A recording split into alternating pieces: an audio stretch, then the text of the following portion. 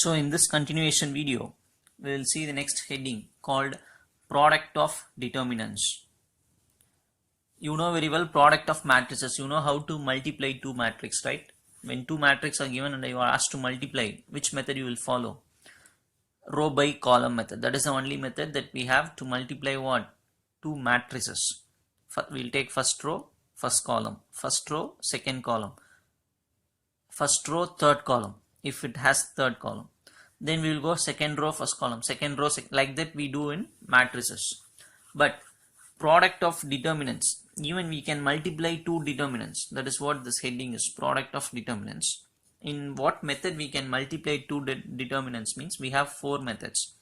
Row by column method, this we know very well because we do this in matrices. So determinants multiplication also can be done in row by column method, or row by row method is also possible. Column by column method is also possible. Column by row is also possible for determinants. And try to understand the difference. These are the methods allowed for what? Product of determinants, not matrices. Matrices means only one method, what? Row by column, that's all.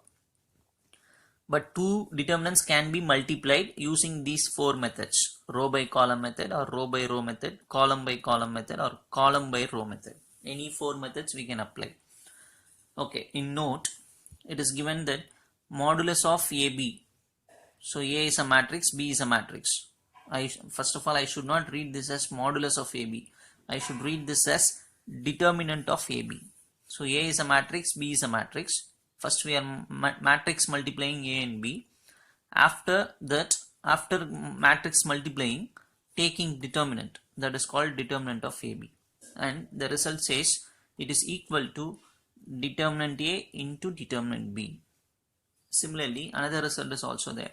Determinant AB, the value will be equal to determinant BA. So these are the things that we should keep in mind.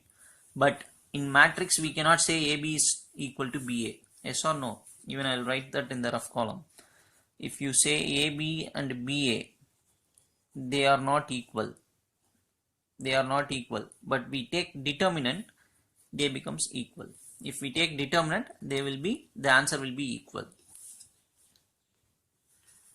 And the next heading, relation between a determinant and its cofactor determinant. Relation between a determinant and its cofactor determinant. You know very well how to find cofactor and minor. In the first class itself, I told you clearly what is minor, what is cofactor. Yes or no?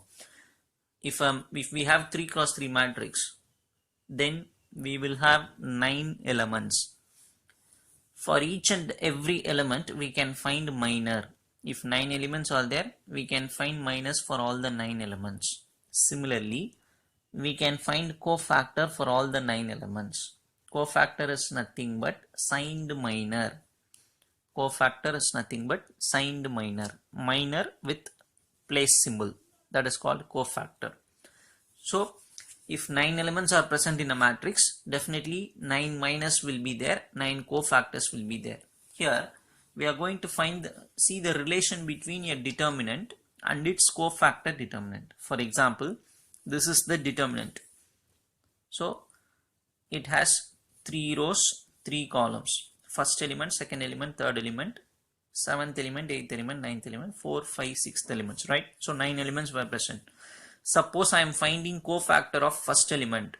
I am naming that as A1, capital A1. So what is capital A1? Cofactor of small a1. Similarly, cofactor of small b1, capital B1. Cofactor of C1 is denoted as capital C1.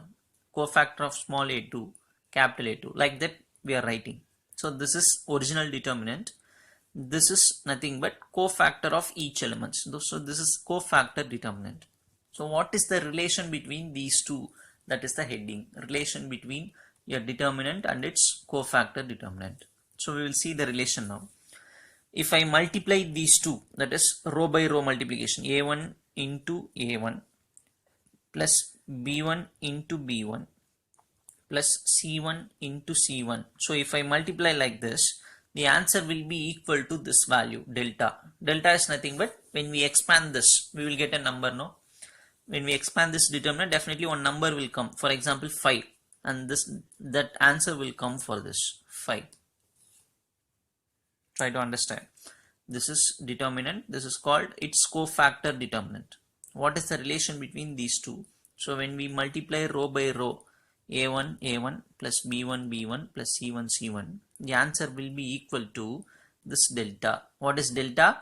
When you expand this, you will get a number, no? That number will be coming as the answer when you multiply this and this. Similarly, if you take second row and multiply with second row, a2 a2 plus b2 b2 plus c2 c2, then also delta only will come, same 5 will come. Example, third row a3 a3 b3 b3 c3 c3, again it will be equal to only delta. So this is the relation between these two. And also you should know that if I take first row and I multiply with second row, a1 a2 plus b1 b2 plus c1 c2, if you do like that, the answer will be 0. Not only that, if you take first row with third row, then also the answer will be 0.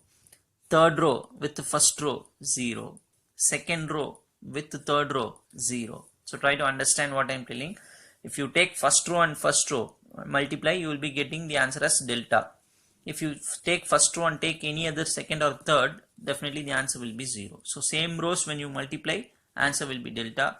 Different rows if you are taking and multiplying, the answers will be 0.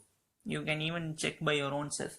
You take one determinant, find the cofactor determinant, and just multiply and see whether, take one determinant and find its value first, 12 or 5 or 10 like that. Just expand this and find out a value. Then you just multiply these two and you are getting that value or not. If you take this and that, definitely if you simplify, the answer will be 0. So this is the relation between determinant and cofactor determinant. If we take the same row and multiply, answer will be delta. If you take different rows, the answer will be 0. Same thing holds for column also.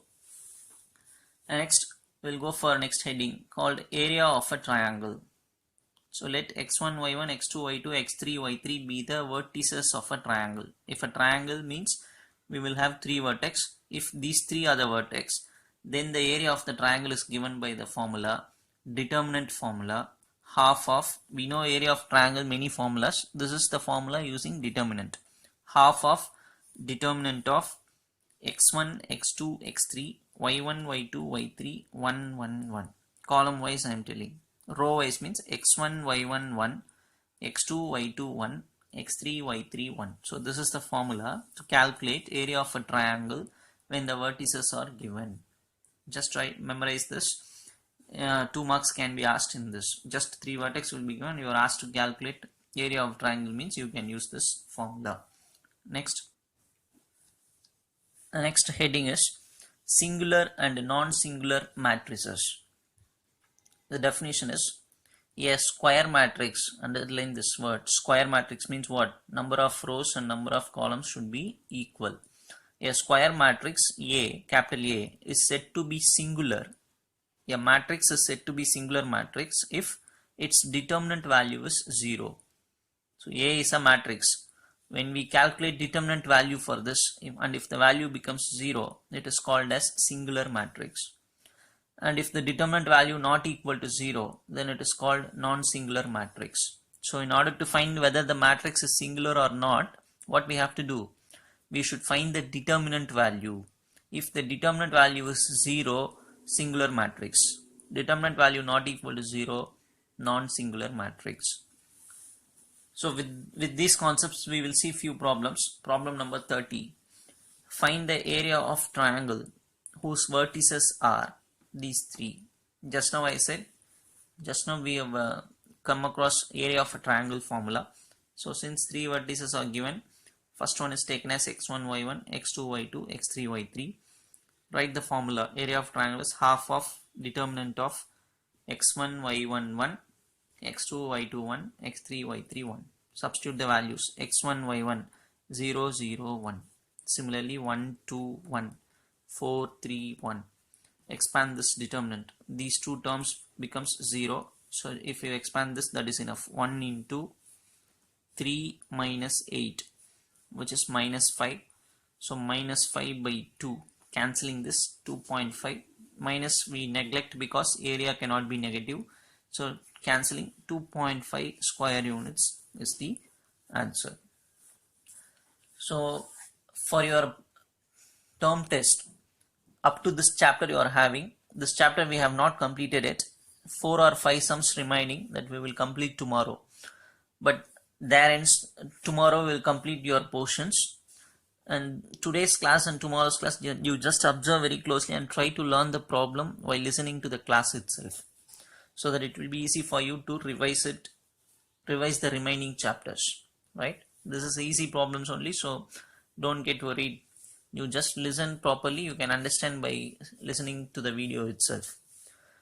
More important thing, start revising, don't waste your time, try to do the exams well. Don't think that you are sitting in home and writing, so you can just see and write. No, it should not be the habit. You should be very honest. The teachers are not monitoring you. At this time only you should be very honest. Keep that in mind. Sincerely you try to learn and write what you know, that's all. So you work hard and try to write the exam. So don't try to cheat the teachers and parents, and by doing that no one is going to get benefit. So keep this in your mind, prepare hard. Tomorrow we'll try to complete the portions, not try, we'll maximum complete it. Only 4 to 5 problems are remaining, we'll complete it in the next class. So start revising, plan your schedule accordingly. I know that your maths exam, I hope you're all aware when it is, 14th I think, right? Monday. So you have 1 week of time to revise. Of course you are having other exams also. Plan yourself, schedule properly, make a schedule proper in a proper way, and follow it strictly and do your exams well. Thank you.